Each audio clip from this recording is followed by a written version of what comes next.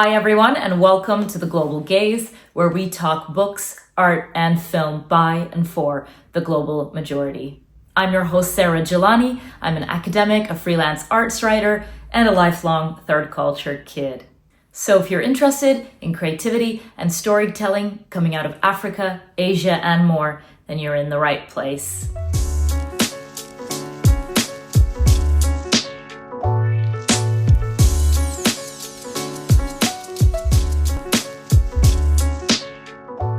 Today, I'd like to recommend you 5 Asian filmmakers that you absolutely should watch and know. Now, bear in mind, this list is in no way representative of all of the cinematic talent across Asia, a continent of over 4.5 billion people and hundreds of cultures and languages. So what you're about to hear is a mix of my favorites and filmmakers who have somehow changed the game. They each did something so distinct, so resonant, that they redefined what film in a broad global sense could be and could do. For each, I'm also going to talk about one film that I recommend starting with out of their entire filmography. Now, bear in mind, this may not always be their most well-known film. It may not be their most rewarded film, but it will be one that I have picked because it's an easy entry point, but it still captures what particular aesthetics and what particular approach to storytelling that director contributed. Let's begin with Satyajit Ray, a Bengali filmmaker often credited with putting India on the global film map. Ray was born in 1921 in Kolkata, India, during British colonial rule. He was born into a prominent family full of artists and writers, and he was deeply influenced by the art, poetry, and humanist philosophy of Rabindranath Tagore. And he later worked as a graphic designer before his journey into filmmaking began. Ray faced major technical obstacles when he began filmmaking. In the 1940s and 50s, just after independence from British colonialism, there were hardly any resources in India for the kind of realistic, on-location shooting that Ray envisioned. There were no lightweight cameras. Syncing sound outdoors was a major challenge, and he could barely get his hands on the amount of film stock that he needed. So Ray had to often borrow money, pawn some of his belongings, and shoot very gradually in stages over the years. Ray's storytelling is deceptively simple. His films tend to move slowly, unfolding with a quiet, observational kind of grace. But if you give them your time, they offer deeply moving reflections on life's everyday dilemmas. Growing up, growing apart, navigating injustice, or confronting change.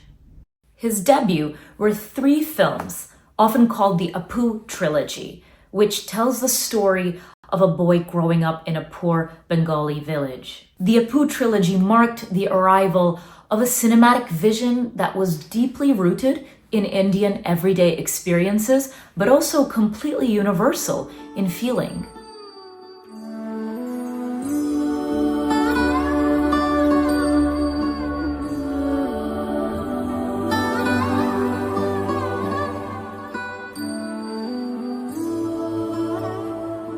While I really love the Apu trilogy, with Ray, I would recommend starting with his film The Big City instead. In this story, a housewife begins working to support her family and finds that work both liberates and brings new burdens on women. It explores gender roles, independence, and modernity, all from a distinctly female point of view, something quite rare in 1960s Indian cinema. এটা চিনতে পারছো না তিলটা সেই আছে ঘরের বউ Ray's characters aren't mouthpieces or symbols, they're real people, and that's what makes his work so timeless.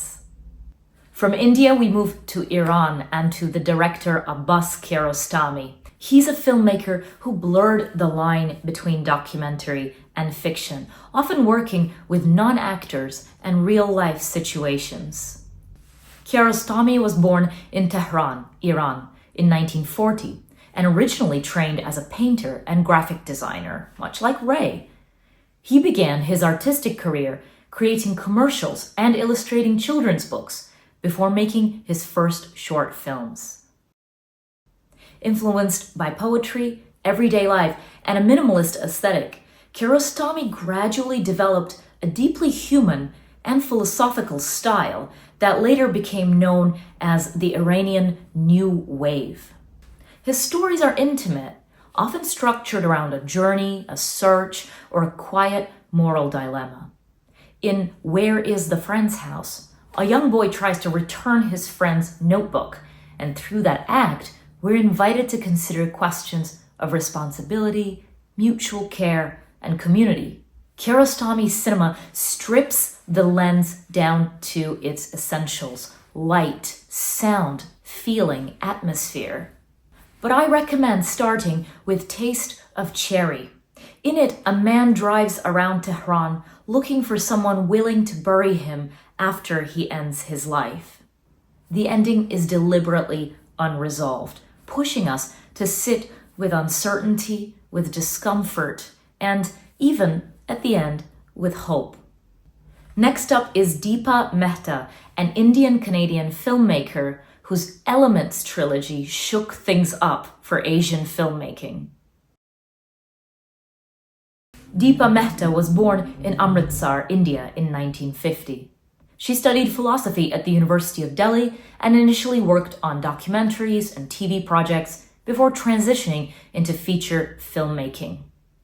Deeply influenced by questions of gender, identity, and culture, Mehta's work often explores the intersection of tradition and modernity, particularly through the lens of women's experiences in South Asia.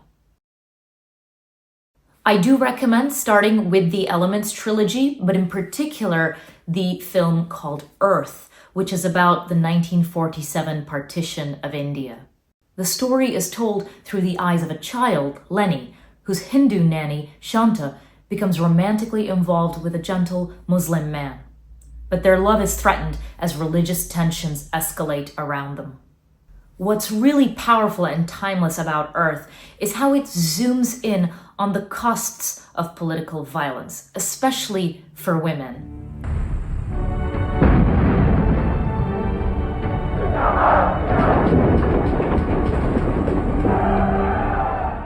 Next, I want to talk about Wong Kar-wai, a director who turns longing into something visual and tactile. Wong Kar-wai was born in Shanghai, China in 1958 and moved to Hong Kong, which was then a British colony, with his family at the age of 5. He studied graphic design, we've got a theme emerging here, before entering the Hong Kong film industry. Wong's films aren't just about what's happening in the story of his films. They're also about mood, texture, and the feeling of time passing. In the Mood for Love is a masterpiece of restraint and emotion, and I really recommend you start with that one. Two neighbors, both suspecting their spouses of infidelity, form a deep bond, but they never act on it. Every frame aches with the weight of what's unsaid and what's undone. Music loops like memory, and it's almost like time folds in on itself. Even his more playful films, like Chungking Express, are infused with a sense of loneliness in urban life. His characters drift through crowded cities, holding on to fragments of connection that never feel quite enough. And finally, we arrive in Vietnam with the director Shan An-hung. His films are full of poetry, sensuality, and an amazing set of eyes on the details of everyday life. Shan An-hung was born in 1962 in Da Nang, Vietnam, but moved to France with his family at a young age after the Vietnam War. He studied filmmaking at the prestigious Louis Lumière Film School in Paris, where he was influenced by European art cinema, but also by his own Vietnamese culture. This resulted in a meditative, visually rich cinematic style. The Scent of Green Papaya is a quiet masterpiece and a great place to begin with his works. It tells a story of a young servant girl in 1950s Saigon. But it's less about what happens, and it's more about how it feels. He fills the film with these incredible moments, such as the sound of rain, the rhythms of food preparation, and even the stillness of longing.